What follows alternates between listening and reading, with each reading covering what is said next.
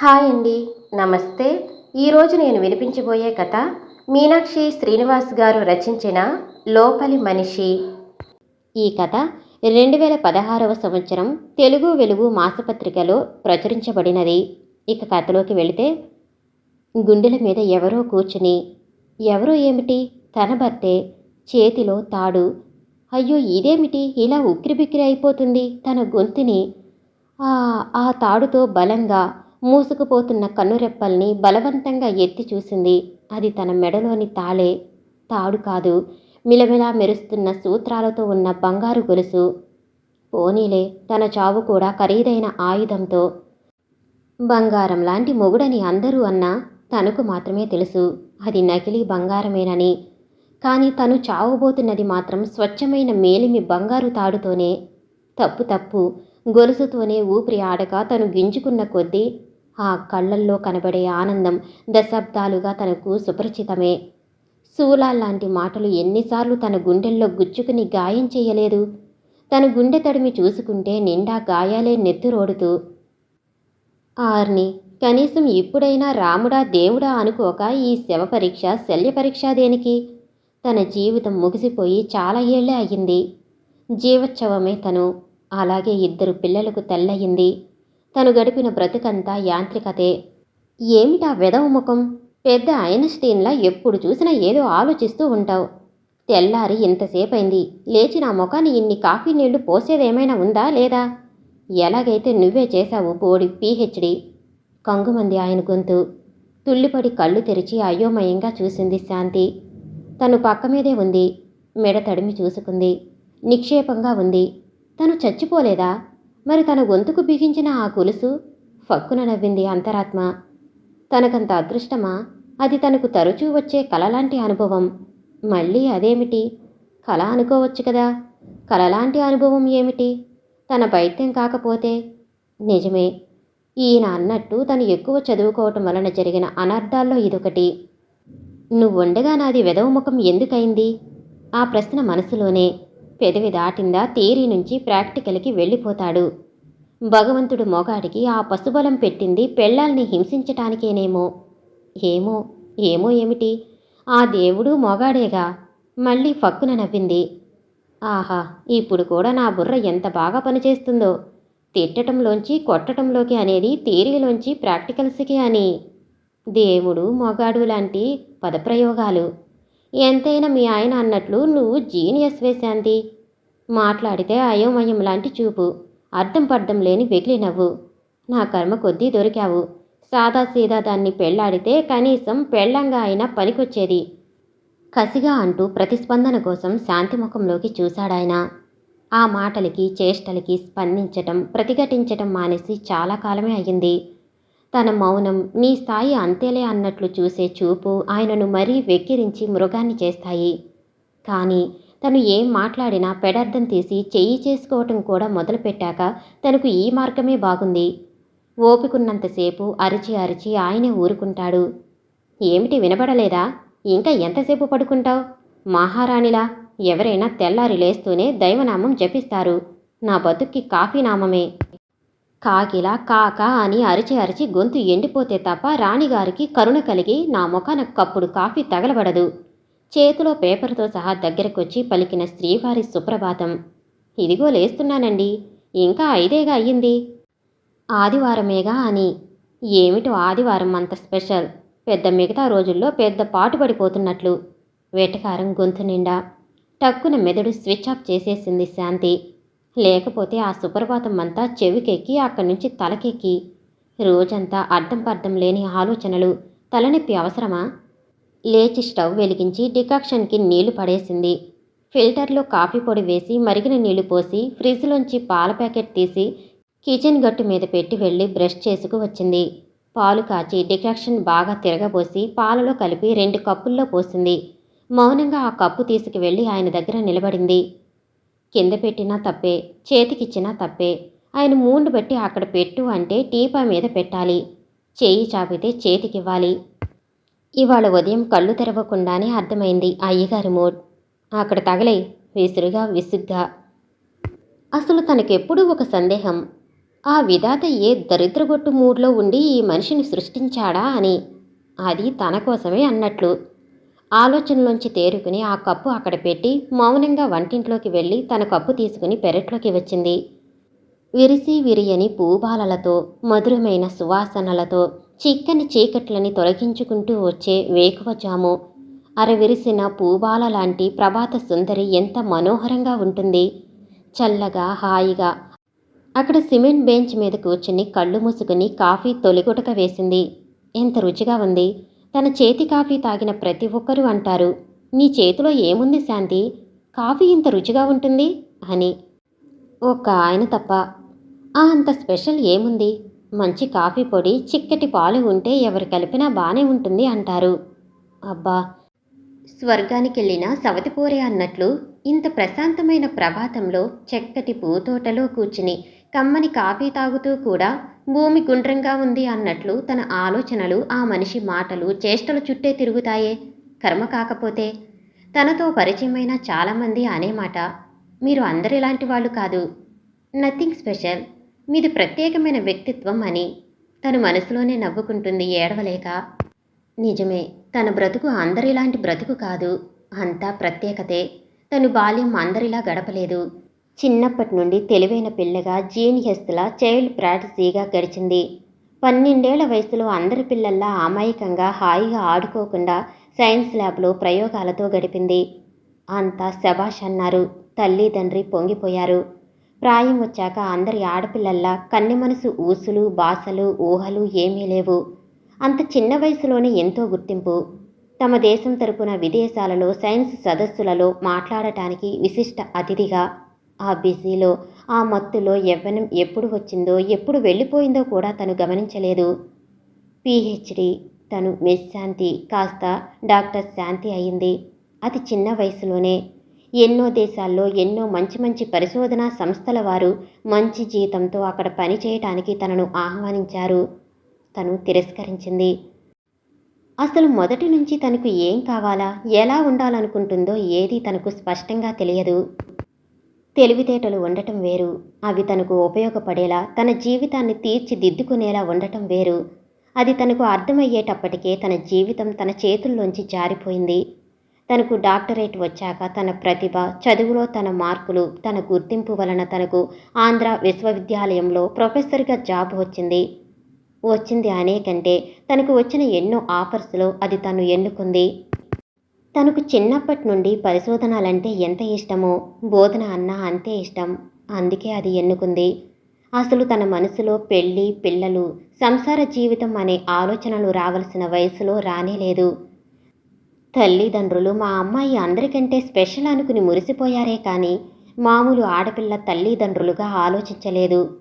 ఫలితంగా 3 పదుల వయసు వరకు, అది తన కొలీగ్ విశ్వనాథ్ తనకు ప్రపోజ్ చేసే వరకు తన పెళ్లి విషయం స్ఫురణకు రాలేదు. విశ్వనాథ్ ప్రపోజల్ కాదనేందుకు ఏమీ కారణాలు కనబడలేదు. మనిషి అందగాడు, తనలాగే ప్రొఫెసర్, తల్లిదండ్రులకు ఒకడే కొడుకు. ముఖ్యంగా తనంతట తనే ఇష్టపడి అడిగాడు. లక్కీగా తమవాడే కావటంతో తల్లి తండ్రి కూడా ఏం అభ్యంతరం పెట్టకుండా అంగీకరించారు. ఇద్దరూ బాధ్యతాయుతమైన పదవిలో ఉంటూ ఆ వయసులో పీటల మీద కూర్చుని పెళ్ళి అంటే కొంచెం ఎంబారసింగ్గా ఫీల్ అయ్యి తను రిజిస్టర్ మ్యారేజ్ అంది. అతను ఓకే అన్నాడు. పెళ్ళి అయ్యింది. పరిశోధనలు, పాఠాలు, ఉద్యోగం కాకుండా వేరే ప్రపంచం ఉంది అన్న విషయం తనకు అప్పుడే తెలిసింది. ఎక్కువ తెలివైన వాళ్ళందరూ తేడాగా ఉంటారు అన్న నానుడి నిజం చేస్తూ తమ జంట అలాగే ఉంది. విశ్వనాథ్కి కోపం, స్వార్థం, అహం అన్నీ ఎక్కువే, తెలివిలాగే. అన్నిటికంటే ముఖ్యం, తన తెలివి, గుర్తింపు, గౌరవం అతనికి ఒక మొగాడిగా భరించటం కంటకప్రాయమైంది. తను చేసే ప్రతి పనికి నువ్వు తెలివైన దానివిగా, అలాగే చేస్తావు అంటే మొదట్లో అదొక మెచ్చుకోలుగా అనుకునే తనకు అది మెచ్చుకోలుగా కనబడే వెటకారమని, తీపి మాట వెనుక చేదు మనసు ఉందని అర్థమయ్యేటప్పటికీ 2 పిల్లల తల్లయింది. తనలో ఉన్న సృజన, తెలివి, ప్రతిభలు అడుగడుగునా కపట ప్రేమ, వంచన, కనబడని పురుషాహంకారానికి బలయ్యి తను ఒక నిర్జీవమైన మనిషిగా మిగిలిపోయింది. ఏదైనా సెమినార్కి తనను ఆహ్వానిస్తే తనకు ఆరోగ్యం బాగలేదండి, రాలేదు. తనకు అవి ముఖ్యమైన నాకు పిల్లలకు తను ముఖ్యం లాంటి షుగర్ కోటెడ్ మాటలతో తనను తెలివిగా బంధించి తన వ్యాపకాలకు ఇష్టాలకు దూరం చేసేశాడు. మెల్లిమెల్లిగా జనం తనను మరిచిపోయారు. తను అన్నీ మరిచిపోయి యాంత్రికంగా తయారయింది. అమ్మగారు అప్పుడు లెగిసిపోయారేం? ఆధారమే కదా, కూసంతసేపు పడుకోలేకపోయినారా? సుహాసిని పలకరింపుతో ఆలోచనలోంచి బయటపడింది శాంతి. చక్కగా తీర్చిదిద్దిన రూపం, నిడిపాటి జుట్టును గట్టిగా బిగించి జడ అల్లి దానిని కొప్పుగా పెట్టుకుని ఆ కొప్పులోంచి తొంగి చూసే ముద్ద నందివర్ధనం, తూర్పు కట్టు పొట్టు మాటలతో శ్రీకాకుళం యాస. 16 ఏళ్ల పిల్లగా తమ యూనివర్సిటీలో బంట్రోతు సింహాద్రి అప్పన్నతో పెళ్ళయి అక్కడికి వచ్చిన అప్పలనర్సి తను చిన్నపిల్లలతో అవస్థపడటం చూసి తనకు చేదోడు వాదోడుగా ఉండటానికి వాళ్లకు ఆర్థికంగా కొంత వెసులుబాటుగా ఉంటుందని పనిలో చేరింది. ఎప్పుడు చూసినా కిలకిలా నవ్వుతూ గలగలా కబుర్లు చెబుతూ చురుకుగా ఉండే నర్సికి తనే సుహాసిని అని పేరు పెట్టింది. దానికి ఆ పేరు బాగా నచ్చి అసలు పేరు మర్చిపోయి అదే దాని పేరు అయిపోయింది. ఏటమ్మా అట్టా కొత్తగా చూస్తున్నారు? తదేకంగా తననే చూస్తున్న శాంతిని అడిగింది కంగారుగా చీర సర్దుకుంటూ. ఏమే, నిన్ను మళ్ళీ తాగొచ్చి కొట్టాడా మీ ఆయన? వంగిని వాకిలి తుడుస్తున్నప్పుడు దాని పొట్ట మీద వీపు మీద కనబడిన దెబ్బలు, మెడ చుట్టూ కమిలిపోయిన గుర్తులు చూస్తూ. ఏదో మామూలేనమ్మగారు, వారంలో ఓ పాలి ఆడు తన్నటం నేను తినటం మామూలే గందా. ఎంత నాగరికం నేర్చుకున్నా చదువు సందే లేనే మూర్ఖులం. మా జీవితాలింతేనమ్మా. తేలిగ్గా అనటానికి ఎంత ప్రయత్నించినా చేరబోయిన దాని గొంతు, నీళ్లు నిండిన దాని కళ్ళు దాని బాధను తెలియజేస్తున్నాయి. నీ బతుకులే నయమే. చదువు సంస్కారం అనే ముసుగు లేకుండా కొట్టుకున్నా తిట్టుకున్నా కాస్త పైకి చెప్పుకునే స్వాతంత్ర్యం, ఆ కాసేపు కొట్టుకున్నా మళ్ళీ కలిసిపోయే అమాయకత్వం అయినా ఉన్నాయి. మరి మా బ్రతుకులు ఎప్పుడూ నాగరికత, పై నవ్వులు అనే మేకప్ వేసుకుని ఈ జీవిత నాటకంలో చచ్చేదాకా నటిస్తూనే బతకాలి. బ్రతుకంతా నటిస్తూనే చావాలి. చదువుకోక నీ బతుక్కి చదువుకున్న నా బతుక్కి పెద్ద తేడా ఏం లేదు. తిడితే పడుతున్నాం, కొడితే భరిస్తున్నాం. మొత్తానికి ఆ మొగుడనేవాడి ఆగడాల్ని సహిస్తున్నాం. అమ్మగారు కాఫీ. తొడవటం పూర్తి చేసి ఎప్పుడు లోపలికెళ్ళిందో చక్కటి కాఫీతో తిరిగొచ్చింది. నాకలా ఎవరైనా కాఫీ తెచ్చిస్తే కూర్చుని ప్రశాంతంగా తాగటం ఇష్టమని దానికెప్పుడో చెప్పిన మాట గుర్తుంచుకుని రోజూ తన చేత్తో కాఫీ కలిపి అందిస్తుంది. ఎప్పుడో కానీ మర్చిపోదు. చక్కగా రుచిగా శుచిగా కాఫీ కలపటం, వంట చేయటం తన దగ్గరే నేర్చుకుంది. తన పిల్లలు చదువులు ఉద్యోగాలు వచ్చి పెళ్ళిళ్ళై వెళ్ళిపోయినా, దాని పిల్లలు పెద్ద చదువుల్లోకి వచ్చినా అది తమ ఇంట్లో పని మాత్రం మానలేదు. తనంటే దానికో అద్భుతం, ఇష్టం.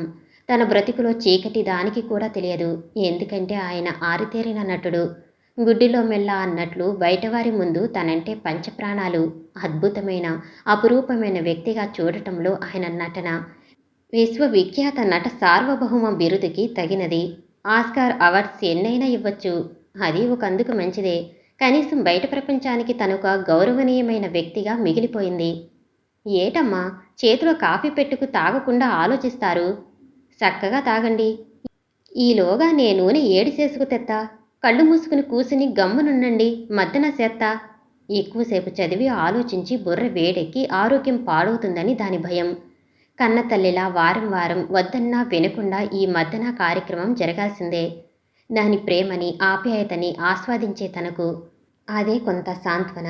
గోరువెచ్చని నూనెతో పాయ తీసి నూనె రాసి మృదువుగా మద్దన చేస్తూ సగం తెచ్చిపెట్టుకున్న నాగరిక భాష, సగం జన్మతహా వచ్చిన యాస భాషతో ఏవేవో విశేషాలు చెబుతూ ఉన్నదాని మాట, స్పర్శ, అందులోని ఆత్మీయత అనుభవిస్తున్నా తెలియకుండానే మనసు అది వెళ్ళిపోయాక ఆయన చేసే వెటకారపు వ్యాఖ్యానాలని నెమరవేసుకుంటుంది. చక్కనమ్మ చిక్కినా అందమేనని, ఈ వయసులో కూడా ఎంత బాగుంటారమ్మా.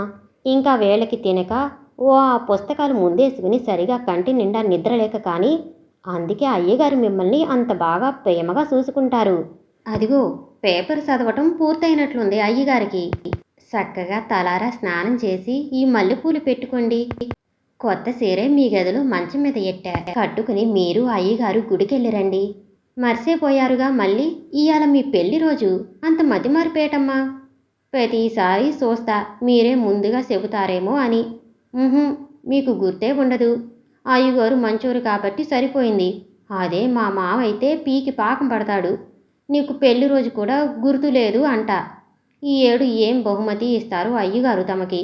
సాయంత్రం చూపించండే. మద్దన పూర్తి చేసి జుట్టంతా దువ్వి చిక్కు తీసి ముడి వేస్తూ చనువుగా మందలించింది. పాపం దానికేం తెలుసు ఈరోజు ఎప్పుడూ మరిచిపోలేనని. ఉదయాన్నే నిద్ర మంచం మీదనే కళ్ళు తెరవకుండానే బహుమతి వచ్చేసిందని. అయినా సాయంత్రం అది వచ్చేసరికి తన దగ్గర ఓ మంచి ఖరీదైన నగో వస్తువో బహుమతిగా ఉంటుంది. మన నటనకి బహుమతిగా కేవలం మనసుతో మమేకం అవటమే నిజమైన దాంపత్య జీవనం అన్నది ఎంతమందికి తెలుసు? ఓ Shanti darling, many happy returns of the day. మనం మరీ బిజీ అయిపోయి ఆఖరికి మన పెళ్లి రోజు కూడా మర్చిపోతున్నాం. థ్యాంక్స్ హాసిని, నువ్వు గుర్తు చేయకపోతే మర్చిపోయేవాళ్ళం. నీకు ఓ మంచి చీర ప్రజెంట్ చేస్తున్నది మీ అమ్మగారు. చేతిలో ఒక చక్కటి ఎర్ర గులాబీ ఆకులతో సహా తెలిపి చేతికిస్తూ అన్న ఆయన కళ్ళల్లోకి తను చూసిన చూపు ఆ మేధావికి బాగానే అర్థమవుతుంది. అయినా పట్టించుకోకుండా నటించగలగటంలోనే ఉంది అతని టాలెంట్ అంతా. థ్యాంక్స్ అండి, మర్చిపోయాం. త్వరగా స్నానం చేసి వస్తా, గుడికి వెడదాం. ఈలోగా మీరు రెడీ అయిపోండి.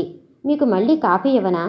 తనకు ఎంతో కొంత నటించటం తప్పనిసరి అయిపోయింది మరి. వద్దులే, నేను స్నానం చేసి వచ్చేస్తా.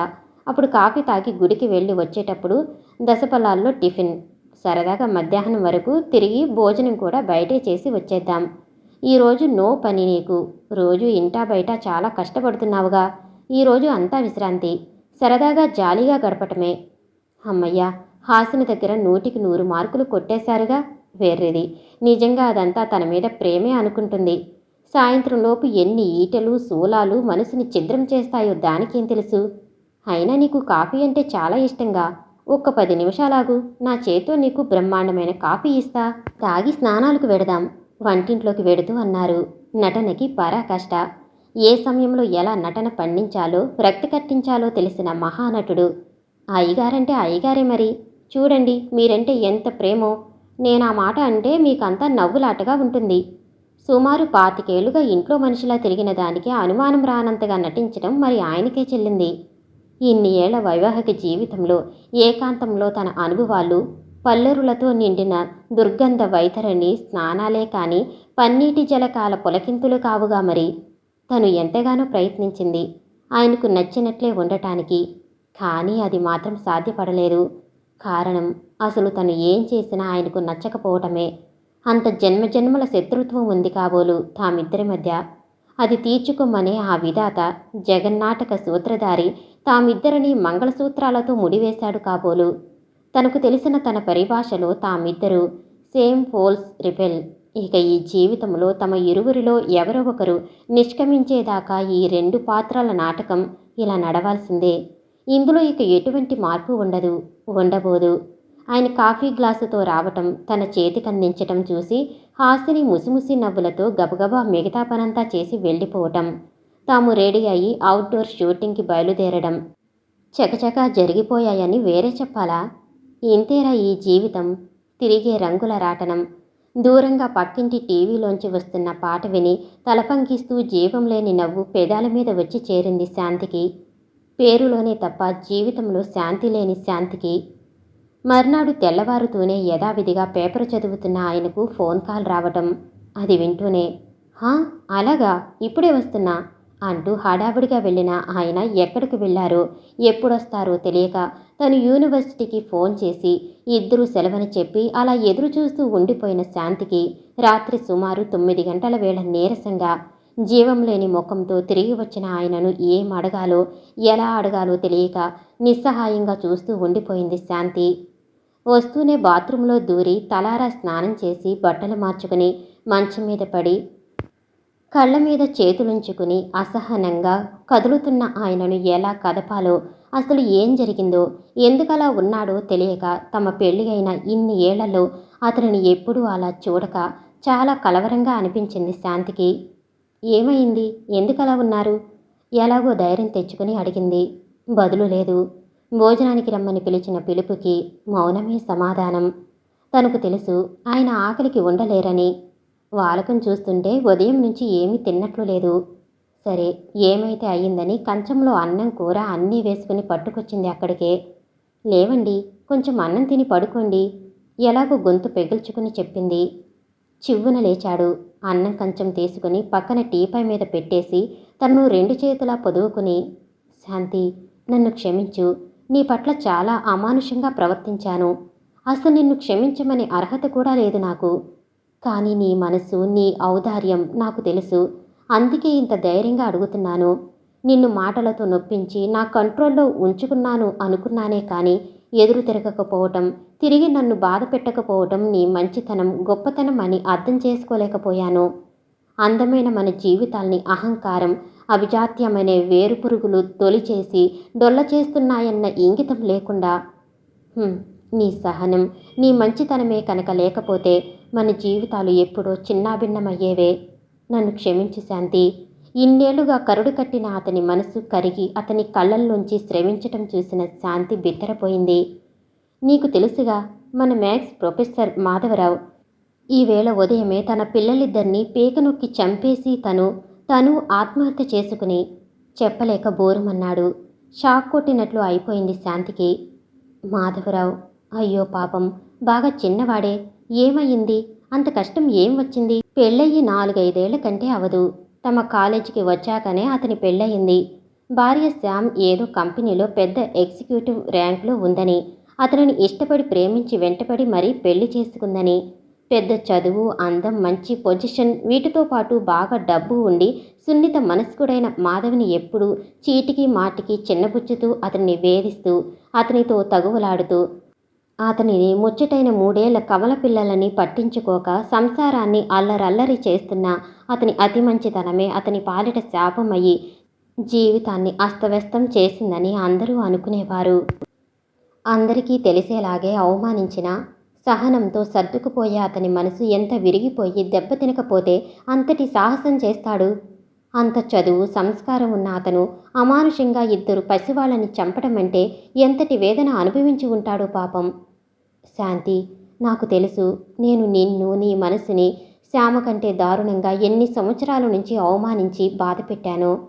ఏనాడు నువ్వు కనీసం గొడవ కాదు కదా, కనీసం చిన్న మాట కూడా తోలకుండా ఎలా భరించావో, ఎంత సహించావో. కానీ ఆ ఆవేదన నీ కళ్ళల్లో స్పష్టంగా కనిపిస్తున్నా లక్ష్య పెట్టనంత రాక్షసత్వం నాలో ఎలా భరించావు ఇన్నేళ్లు శాంతి? తలుచుకుంటేనే చచ్చిపోవాలన్నంత ద్వేషం నా మీద నాకే కలుగుతుందే. ఎలా భరించావమ్మా? అసలు మొదటే నువ్వు ఎదురు తిరిగి ఉంటే నేనంత రాక్షసంగా రెచ్చిపోయేవాడిని కానేమో. ఏది ఏమైనా జరిగిపోయిన కాలాన్ని, అప్పటి చేదుని నేను మర్చిపోలేను. కానీ ఇక ముందు మన జీవితం మాత్రం అసలు ఆ మాట అనటంలో అర్థమే లేదు. 4 ఏళ్ల కాలమే భరించలేక పసివాళ్ళని చంపి తను చచ్చిపోయాడే, అలాంటిది 1-2 ఇన్ని సంవత్సరాలు నన్ను, నా మూర్ఖత్వాన్ని, రాక్షసత్వాన్ని ఎలా భరించావు శాంతి? అందుకేనేమో స్త్రీని, ఆమె సహనాన్ని భూదేవితో పోలుస్తారు. నన్ను క్షమించవు. అతని కన్నీళ్లు ఆమె గుండె గాయాలను కడిగేస్తూ చల్లదనాన్ని కలిగిస్తుంటే అలా ఉండిపోయింది శాంతి. సమాప్తం. నేను వినిపించే ఆడియో కథలు, నవల్స్ మీకు నచ్చినట్లయితే మరిన్ని కథల కోసం షేర్ చేసి, లైక్ చేసి, సబ్స్క్రైబ్ చేసుకోండి. Thank you for watching.